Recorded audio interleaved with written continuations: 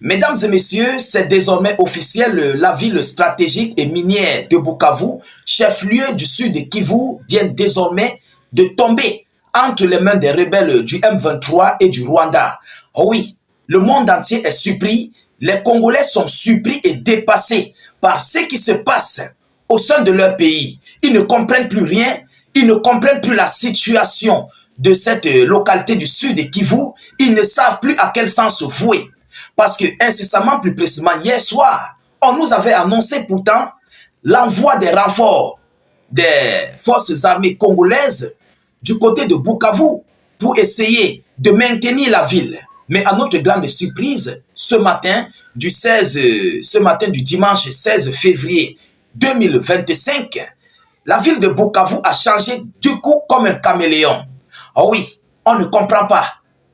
Nous-mêmes d'ailleurs, nous ne comprenons plus rien. Qu'est-ce qui se passe réellement? Qu'est-ce qui n'a pas marché? Où sont passés ces soldats qui ont été transférés? Mesdames, et demoiselles et messieurs, c'est dans tout ce cadre que nous allons décortiquer et voir et analyser dans cette vidéoconférence. Alors, je vous prie de partager au maximum la vidéoconférence. Ceux qui sont sur les lieux de Bukavu, veuillez nous écrire en commentaire. Veuillez mettre aux yeux du monde ce qui se passe réellement. Parce que, un comme moi, je ne comprends pas. Mes collaborateurs, le monde entier, les Africains, tout le monde ne comprend plus rien. Donc, ceux qui sont sur le terrain, les Congolais, écrivez-nous en commentaire. Ça va permettre à ce que plusieurs internautes vont vous lire et comprendre la situation du terrain. C'est très important. Alors, ceux qui ne sont pas encore abonnés, abonnez-vous à nos différents canaux de réalisation. Sur Facebook, ça se passe là sur suivre, en bleu juste là. Sur YouTube, ça se passe là, sur le bouton s'abonner.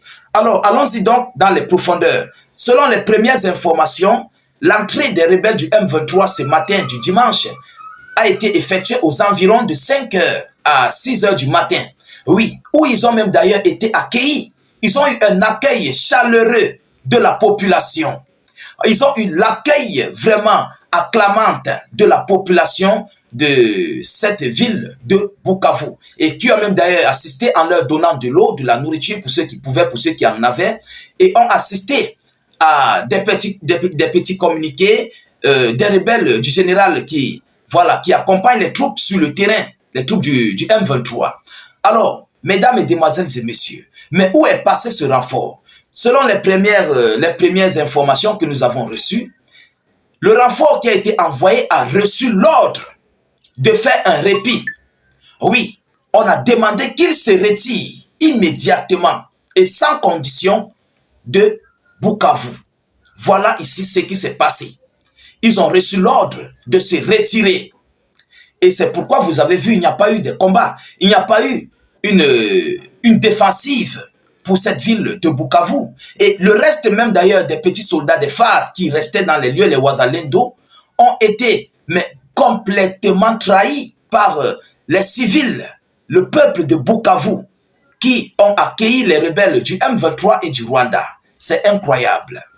Ah oui, mesdames et messieurs. Alors, à l'heure où je vous parle, selon les informations officielles, on nous annonce que la résidence et le bureau du gouverneur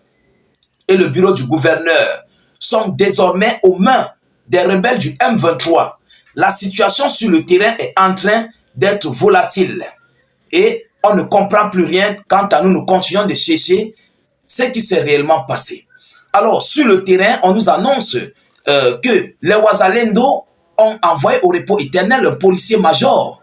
Et c'est ce qui a créé l'arrivée fracassante des rebelles du M23. On ne sait pas si c'est réellement vrai parce que cette information, nous la prenons avec pincette.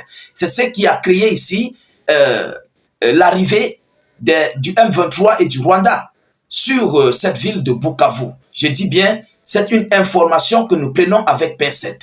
Parce que ce policier major a été envoyé au repos éternel par des Wazalendo. Oui, selon eux, ce policier faisait partie, bien sûr, des rebelles. Vous comprenez? Donc, il était en connivence avec les rebelles du M23. Alors, on ne connaît pas si c'est réel ou si c'est faux. On ne connaît pas. Pour moi, je ne peux pas vous certifier quelque chose de sûr par rapport à ce qui se passe à l'heure actuelle dans cette ville de Bukavu. Mais nous avons le droit de vous informer par rapport à ce qui se passe, ce que nous avons sur notre main comme information que nous sommes en train de vous relayer. Alors, pendant ce temps, le gouvernement congolais, la défense congolaise, avec toutes les armes, des chars, des avions de combat, les forces armées, avec un chiffre colossal, qui n'ont pas pu dépêcher vraiment une défense féroce pour faire face, pour contrer en fait l'entrée des rebelles dans cette ville. Vous comprenez? Alors voilà pourquoi le monde entier est dépassé. Ah oui, la situation est alarmante, la situation est chaotique du côté de Bukavu. Alors, selon les informations, les rebelles se sont déjà emparés de la ligne frontalière entre la ville de Bukavu et le Rwanda. Donc, ils contrôlent désormais tout ce qui peut entrer et sortir, quittant du Rwanda pour le Congo et vice-versa. Mesdames, mesdemoiselles et messieurs. Alors, ce qui montre et prouve que c'est désormais officiel.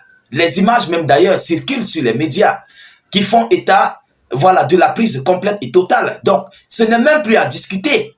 Le gouvernement de Tshisekedi est pointé du doigt directement. Pour ça, il faut qu'on s'assure. Le régime de Tshisekedi est pointé du doigt. Oui, lorsque nous allons parler, on va dire que non, voilà. Tshisekedi est pointé officiellement du doigt parce qu'il doit connaître ce qui se passe. Il doit être complice de cette chute des terres congolaises. Ah oui, parce que nous n'avons pas en fait des réalités, des contre-attaques féroces sur le terrain. Hormis ce qui s'était passé du côté de Goma, mais toutes les autres localités qui ont été prises, nous ne constatons pas en fait des contre-attaques venant des forces armées congolaises, qui au contraire ne font que se replier, ne font que se retirer au fur et à mesure. Vous comprenez? Alors, mesdames, mesdemoiselles et messieurs, voilà la réalité des faits, des causes, de ce qui se passe, de ce qui s'est passé sur cette localité, sur cette ville de Bukavu. Alors, en tout état de cause, nous continuons de patienter et d'attendre des informations venant de ce qui se passe. Nous continuons de regarder, d'observer en fait ce qui va se passer après Bukavu. Quelle est la ville qui va suivre? Voilà la grosse question. Est-ce qu'il y aura la ligne de mire pour Kinshasa? Mais avant d'arriver à Kinshasa, il faut prendre tous ces petits villages. Et si Bukavu n'a pas été difficile, pourquoi ces petits villages seront difficiles? Vous comprenez? Voilà, ces petits villages seront pris l'un après les autres. Vous comprenez? Les unes après les autres. C'est ça qui est la vérité et c'est ça qui est la réalité. En tout état de cause, c'est un coup d'État qui est organisé, bien planifié contre le régime de Tshisekedi. Il faut qu'il comprenne ça. Et peut-être lui-même le sait déjà. C'est un coup d'État qui est organisé. On va prendre le cas de la Syrie. C'est de la même manière que ce qui s'était passé en Syrie est en train de se passer du côté du Congo. Oui, l'arrivée de Jaoulani, j'en ai déjà en parlé, qui a pris des villages, des villes. Au fur et à mesure, ils ont évolué, sans toutefois combattre. Vous comprenez? Et ils se sont emparés de la capitale syrienne. Après, nous avons vu le départ, la fuite du président syrien Bachar al-Assad du côté de la Russie.